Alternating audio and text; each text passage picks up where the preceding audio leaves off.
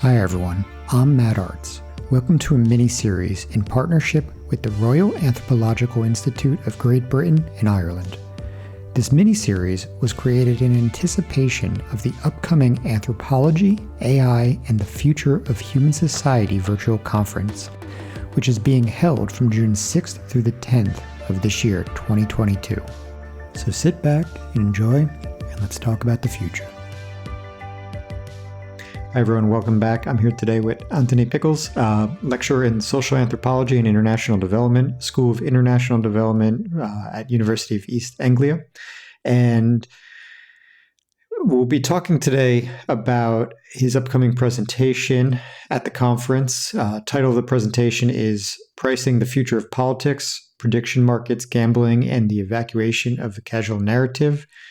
So, would you start by maybe just telling us a little bit about, before we get into the presentation, just tell us maybe a little bit about your background in anthropology and how you came to this topic?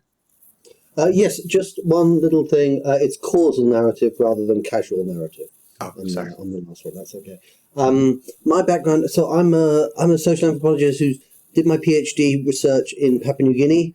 I started out there specifically looking at gambling. And gambling as an adopted practice that came to be a kind of point of articulation between the informal economy and the formal economy, and traditional gifting and sharing relationships, and I came to this project rather late on, starting to think about my other interest, which was in politics, and finding a way of marrying my interest in how politics works and with my established expertise in gambling. Great. And so what in the first place drew you to gambling? Well, it's kind of an interesting story, this, because I started out, I did a lot of maths at school, which is unusual for an anthropologist, but I didn't study any maths, anything related to numbers or mathematics in my anthropology undergraduate degree. And so I got this idea that I really wanted to learn about how people did maths differently in different places and how that I thought that would make a pretty big difference to the way people perceive the world. So I came across, I had my PhD supervisor pointed me to a couple of books. One of them was by Yadra Mimica, a book based in Papua New Guinea called Intimations of Infinity. And it was all about the cosmology behind the counting system of the people in Papua New Guinea. And I was just fascinated with just how profound a difference this had on the way people saw things and conducted themselves. And so that book came out in 1988. So I couldn't replicate that kind of project. So I wanted to look at something where sort of the canon of maths as it's taught in schools met indigenous mathematics of various kinds, and in the end I chose gambling as a point where those things played out, or a point where you could have both interpretations happening at the same time, and then the math side of things fell away and it became much more about the gambling and about the way people use it in an economic as an economic tool. And so just to go back to that book and the comment of, how it sort of shapes the way we see the world and how different it was in Papua New Guinea. Could you just elaborate on that? In what ways was it different? And for anybody who's, new to this topic, what? Well, I won't be able to do it justice, but I will. I mean, I can summarize what I remember as being basically there was a creator deity called Omaliche, who was wrapped around, had his fingers interposed between his toes. He was sucking on his own penis, which was his umbilical cord, and then he came apart, his fingers and stretched out, and his fingers and toes came to be people, and so the way that people can the many came from the one, the one created deity. He created the world in that instant. And when people count, they count out rather than counting abstract units. And when they get to the number 20, all the fingers and toes, then they say one man, or one man has died. And when they get to a multiple of 400, so you can then count one of those 20s on one finger. But if you get to 2020s, you get get up to 400. Then it goes back to being one man is dead again. So as you go to greater levels of numbers, you're really just getting back to the original oneness of the cosmos. And I just fell in love with that idea. Yeah, really interesting. And so now with your focus on gambling, have you primarily looked at it there, or are you also looking at it across culture? I like to do comparison in my research as much as I can. I think it's useful when you work in an out of the way place like Papua New Guinea, and B, I just think it's what anthropologists should do. But I have basically primarily explored gambling among Papua New Guineans for a number of years post PhD, and only very recently have I started trying to find a second field site or a third field site, because I work in two places in Papua New Guinea, and decided to do to look at gambling in a completely different kind of context. But for me, anyway, one that smacks of a lot of the same kind of issues, but the context is radically different. And so now, in the title of your presentation, you have the term prediction markets. So for anybody that is a new term to, what are you speaking of there? Well, yeah, a prediction market is basically you foresee an event, you state an event, and you state the various possible outcomes of that event, and then you basically sell opinions on what those outcomes might be. So, who's going to win the next election? Is it going to be President Biden, or is it going to be Donald Trump, or is it going to be Ron DeSantis? And you can buy your opinions, and you trade against other people, and you create a market for those various outcomes, and for the which then weigh people's opinions of the likelihood of things up against other people's, and create a market that leads to sort of a share price for an outcome, and that's why they call them. And so when you speak of a share price in this sense, what kind of value really gets put on this? How is value sort of framed out in this sense? So it's essentially a contract where you get you get 100% of a return. Let's say it's between Biden and Trump. It's the last election. You have you buy a share in Biden for 55 cents, and if the outcome goes your way, you get 100 cents. You get the full dollar, and the other person loses the 45 cents on those. Is that what you're asking? Well, I'm sort of thinking more of is this viewed as is this something that's more economic, or is this sort of more like other forms of capital, in that you have value in what you're predicting, and has influence in other ways? Oh, it's definitely a means of having influence, and it's not simply they are essentially binary contracts where you either lose it all, or you get it back. But that has two kind of two other effects as a result of that. People trade on public opinion, so they don't think that that so and so is likely to be the eventual winner of an event, but they expect that Andrew Yang's popularity will rise for a time, and then they sell at the point that it's risen, and then in anticipation of its fall. So they trade these things like stocks and shares, but it's also very, very common and well documented, and especially when it comes to individual leadership contests,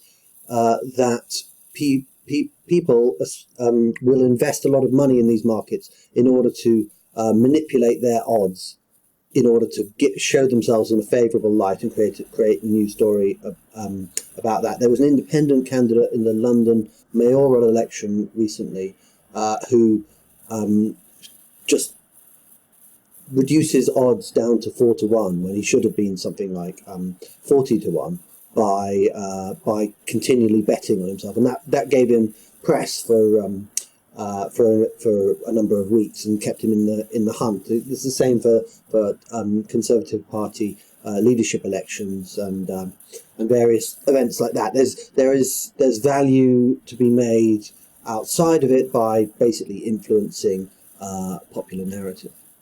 How does it relate to sort of like broader market context in business and, say even like the profession of being a futurist?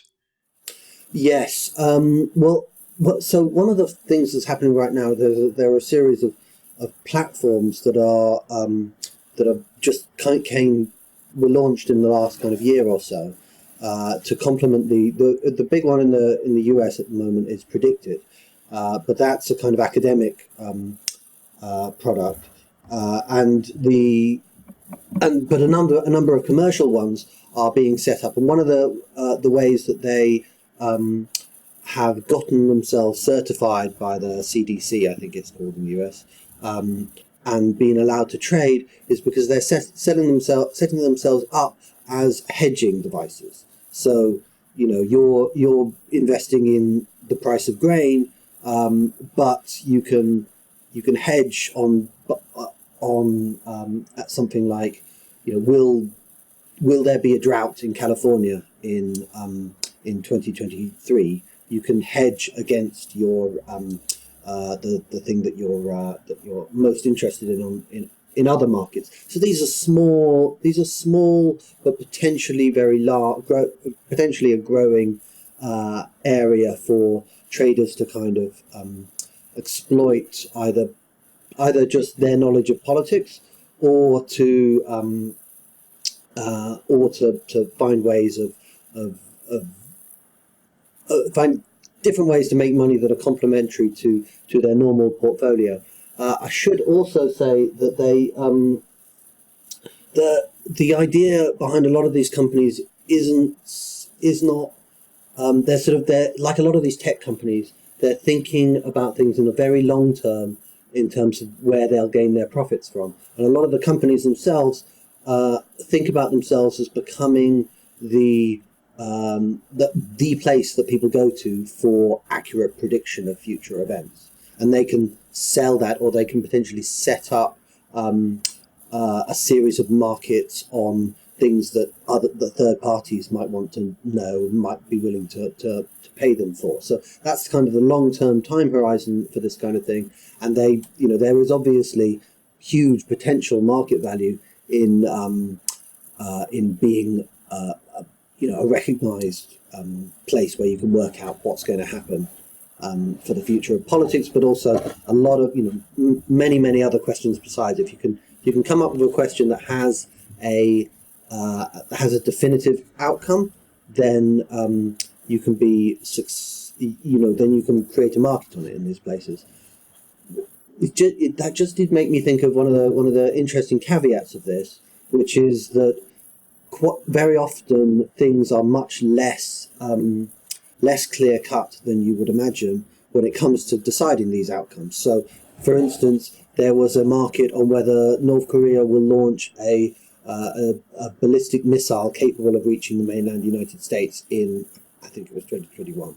I'm not sure, but they launched a missile, but the market was based on the US Defense Department acknowledging that had occurred, but it's US policy not to acknowledge this had happened. So they were never going to acknowledge it, even though it did happen. And so obviously the market failed, and the bets were not honoured because of a quirk of reporting and not understanding how not tethering one's outcome to a sufficiently reliable source. One of the potential uses of these markets, and this is an area that I'm on shaky ground, I'm just getting into, but one of these is basically in the world of cryptocurrency. The idea of one of the big problems with cryptocurrency is that you're on the blockchain, and the value of the currency isn't necessarily tethered to anything meaningful in life. And so one of these prediction markets is selling the services of tethering cryptocurrency outcomes, like whether you gain or lose the cryptocurrency, based on a kind of crowdsourced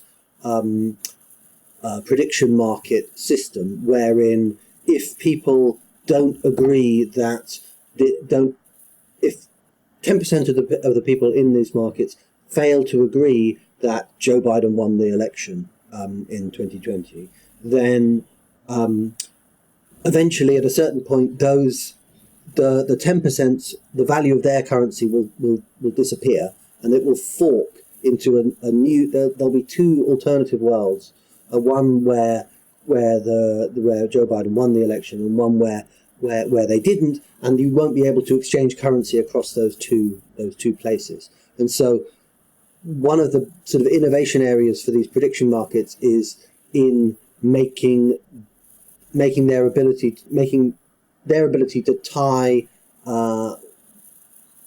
things of value, cryptocurrency, money, etc., to real world events that have some kind of validity. So, in talking through this, prediction has come up, gambling has come up. The people who are involved, do they frame it as gambling, or do they feel it's prediction? It really varies quite a lot. I mean, the professional gamblers are under no illusion that this is anything but gambling. There are a lot of people who consider it trading, or a kind of trading.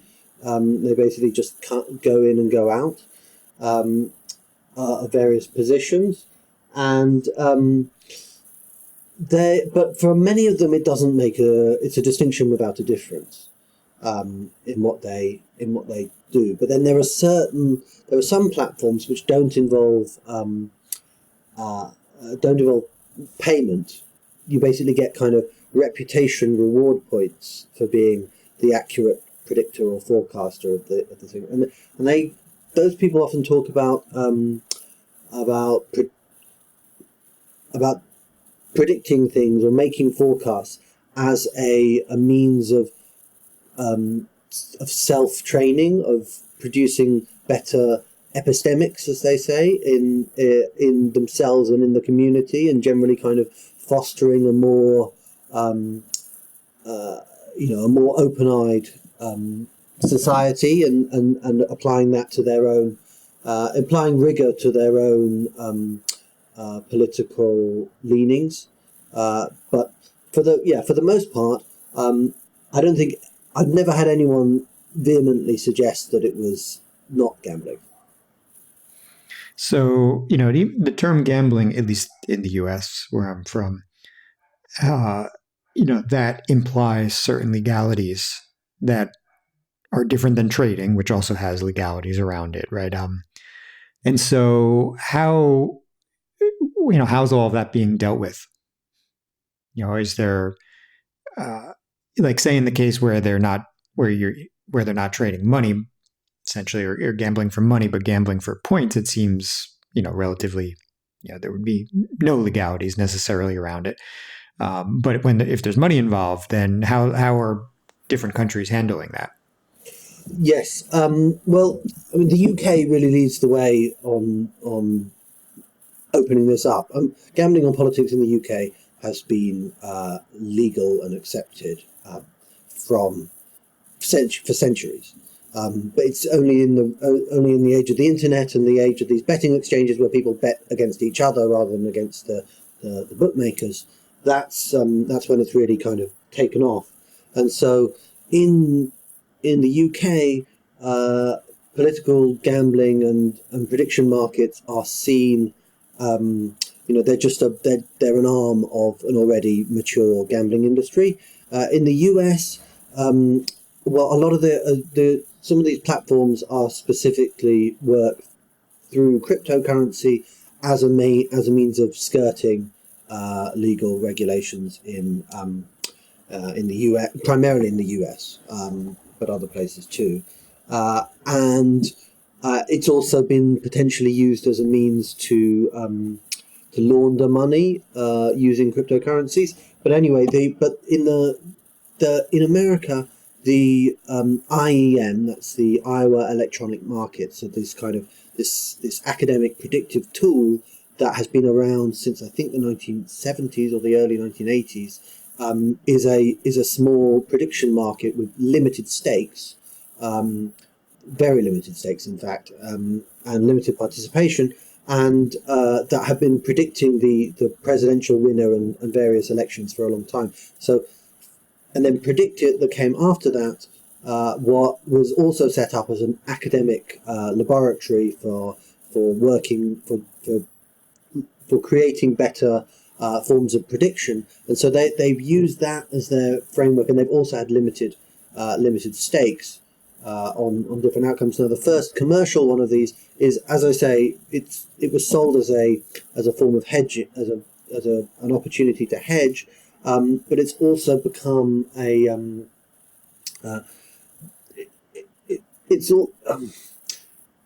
it's unclear what exactly has changed in the US, except to say that the lobbying power of the land-based gambling gambling companies, that your casinos, has waned in the last few years, partly because of the passing of Sheldon Adelson. So there just doesn't. It seems like the dam is broken to some extent. But in America, there's a very noticeable difference in the way that this activity is presented in America. It's presented as a form of trading. It's like it's a more democratized, easy to understand form of trading, but that focuses on politics. Whereas in the UK, it's very much it uses the numbers the odds that you see in gambling, 4-1, 5-1. It doesn't present things in terms of a share price in a way that they do in the US to try as a means to make it appear like it's not gambling. But it's sold as a powerful tool that has potentially great benefits for society at large, and is therefore worth allowing some people to gamble on. So yeah, I think that dovetails nicely into my next question. Being involved in studying this, what do you see as the potential benefits and threats? That's a great question. But I'm wondering to whom these benefits and well, I mean, there's tremendous scope for manipulating public opinion through manipulating these prediction markets, but that's and it's also the case that when truly consequential matters of life and death are problematic things, that like when Ukraine was invaded, there was a lot of debate and conversation about whether markets should be offered on this kind of thing, because as you can imagine, there are various parties who have a very strong interest in seeing one side of that, seeing Russia being as appearing like they were going to be successful, or the other way around, and then you're talking about Defense Department levels of funding to manipulate markets. So there's potential dangers in that. In terms of offering, in terms of benefits to it, I mean, it really has a one of the things, actually, it's difficult to say, except as a new form of crowd-led capitalization of our normal behavioral activity. That's just the par for the course, like is what's going on in all other areas related to the internet. But I think one of the things that people do tout as a benefit of these things is that it has a uniquely civil discourse. There are a lot of the predicted message boards, or there's a website that's the centre of this in the UK, which is called politicalbetting.com, and its members say that you get much more informed and much more considered debate in these places, because you might get challenged to bet on it, and therefore you want to be right in that situation. You've got more of a stake in it. So potentially, that people see that as a potential benefit if it were more widely distributed. Good. And what do you see as the threats? Mainly, the impact on the public's understanding. Well, I mean, I think I haven't. I'm working towards an analysis of what this does to our perception of politics. I went into this project, and I'm 5 months into this project, but I went into it with the hypothesis that this was a kind of reductionist coping mechanism by which people deal with all the kind of existential threats and crises that we seem to have had one after another, by retreating into thinking about politics as a game and gamifying politics. Then people feel more able to cope with it, and of course, as a result, that inserts a market logic into politics that makes that generally kind of erodes the importance of genuine political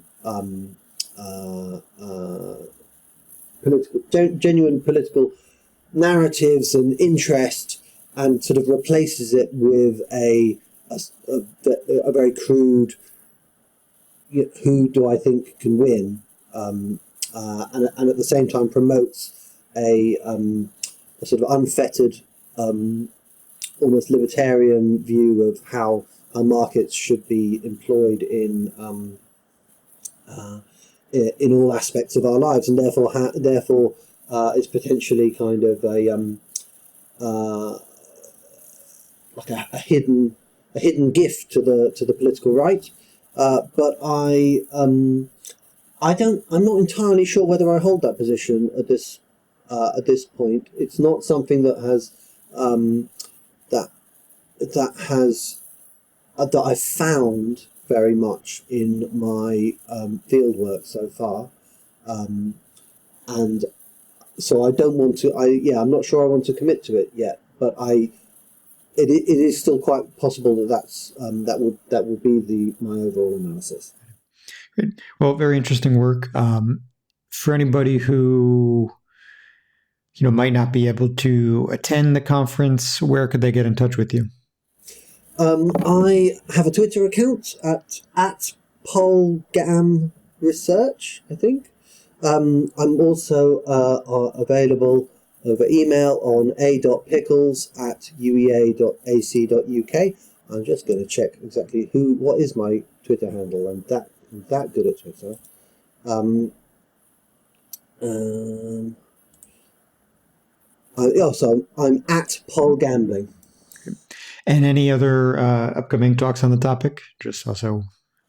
I'm participating in a workshop that's on crowd activities on the blockchain, and that's it for now. Yeah. Sounds great. Well, Anthony, thanks very much for coming on. It was a pleasure to talk with you. Thank you. Thanks all for listening. For more information on the Anthropology, AI, and the Future of Human Society virtual conference, visit the Royal Anthropological Institute's website. I'm Matt Arts, and I hope to see you virtually at the conference.